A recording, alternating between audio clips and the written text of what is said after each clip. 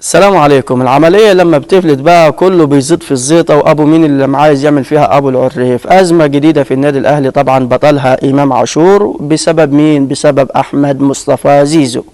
القصة والحوار في البداية. أهلا بكم في قناة تحليلاتكم، ادعمونا بالاشتراك في القناة، فعلوا إشعارات الكل علشان يوصلكم كل جديد.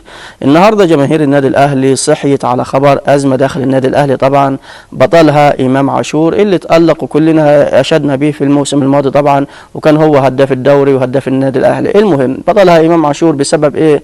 بسبب أحمد مصطفى زيزو. هتقول لي إيه علاقة إمام عاشور مع أحمد مصطفى زيزو؟ يا جماعة هقول لكم العلاقة. إن النهاردة الصبح طلعت في دماغ طبعا إمام عاشور، شايف المرتبات عالية وده بيتشرط وده بيتأمر، وسام أبو علي بيتشرط ويتأمر وعاوز يمشي رغم المبالغ اللي بتديله، والأهلي عايز يرضيه وما يرضيهوش. فهو اللي قال لك أنا أحسن لاعب في الأهلي، أنا أحسن لاعب في مصر، ليه ما أطلبش أصلا بتعديل عقدي وأكون أنا رقم واحد في النادي الأهلي من حيث القيمة المالية ومن حيث الراتب. فالمهم هوبا ما كدبش خبر، دخل على إدارة النادي الأهلي ومسؤولين التعاقدات في النادي الأهلي، لجنة الكرة في النادي الأهلي يا جماعة، وقال لهم يا جماعة أنا عايز أبقى رقم واحد في الفريق من حيث المرتب المالي، يعني أنا أكبر رقم واحد، لا يسبقني احمد سيد زيزو. وجاب سيره احمد سيد زيزو لان احمد سيد زيزو دلوقتي هو اكبر عقد مالي طبعا في النادي الاهلي، لان هو الصفقه اللي جايه من الزمالك وكلنا شفنا القصه والحوار. فقال لهم انا افضل لاعب في مصر، انا افضل لاعب في النادي الاهلي من وجهه نظري، فانا بالتالي استحق ان انا اكون اكثر لاعب يتقاضى راتب ماليا داخل النادي الاهلي. طبعا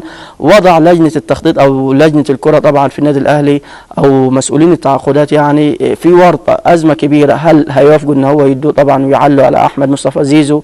وهم دلوقتي طبعا بيراعوا سقف التعاقدات يا جماعه، ما احنا مش عايزينها تفلت مننا خالص، هي كده هبت خالص، كل واحد في دماغه مرتب عاوز ياخده وانا افضل لاعب وانا مش عارف ايه. هم كانوا ماشيين برينج معين، الفئه الاولى، الفئه الثانيه، الفئه الثالثه داخل الفريق، ولكن انت دلوقتي كل واحد يشطح من دماغه مثلا يقول لك انا افضل لاعب، انا عايز اكتر من فلان، انا عايز اكتر من علان. فكده في مشكله وفي ازمه. طبعا لجنه الكره في النادي الاهلي او لجنه التخطيط في النادي الاهلي لحد الان ما ردتش على امام عاشور ولسه بتدرس الموضوع. فهل هترد عليه بالموافقه؟ طبعا في الحاله دي هيبقى هو رقم واحد في النادي الاهلي وياخد راتب اكتر من احمد مصطفى زيزو، ولا هترد عليه بالرفض؟ وفي حاله الاثنين سواء وافقت او رفضت هتعمل ازمه في النادي الاهلي. لو وافقت هتعمل ازمه طبعا للفريق كله طبعا، ويكون في لغط يا جماعه، وده يعاند في ده وده يعاند في ده، طب وانا اخد اكتر وانا اخد اكتر ومش عارف ايه، وندخل في قصه نعلي فوق بعض ما نخلصش منها. لو رفضت طبعا امام عاشور هيتذمر ويتعنت ومش عارف ايه،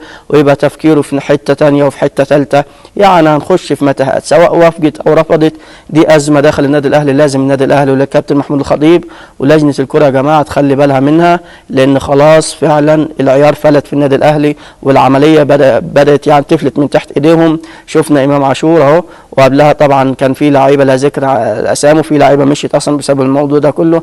وده يا جماعه كل ما يصار حول أزمة إمام عاشور بسبب أحمد مصطفى زيزو داخل النادي الأهلي. هنستنى نشوف إيه اللي يحصل. في النهاية ما تنسوش الاشتراك في القناة، فعلوا إشعارات الكل علشان يوصلكم كل جديد. كان معكم قناة تحليلاتكم، سلام عليكم.